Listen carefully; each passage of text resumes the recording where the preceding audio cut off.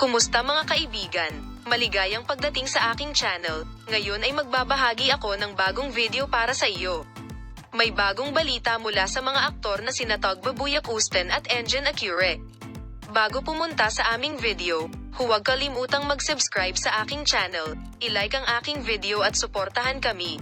Ngayon ay lumipat tayo sa aming balita. Sina Tog Babuyakusten at Engin Acure ay gumawa ng mga tapat na pahayag sa harap ng mga mikropono ng isang bagong magazine.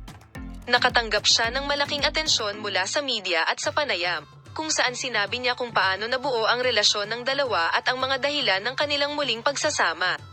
Taos-pusong ibinahagi ng mag-asawa kung paano muling nabuhay ang kanilang pagmamahalan at ang kanilang nararamdaman para sa isa't isa.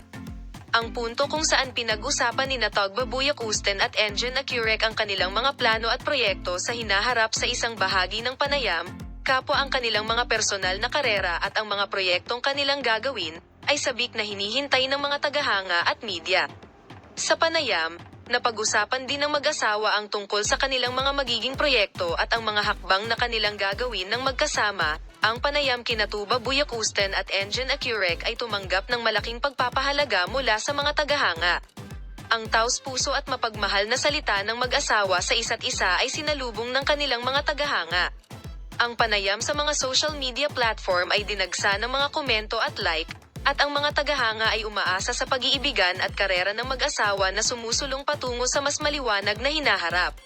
Sina Tog Babuyakusten at Engin Acure, sa magkasanib na panayam na ito, ay nagbigay ng mas malapit na pag-unawa sa pagmamahala ng mag-asawa at sa pag-unlad ng kanilang relasyon.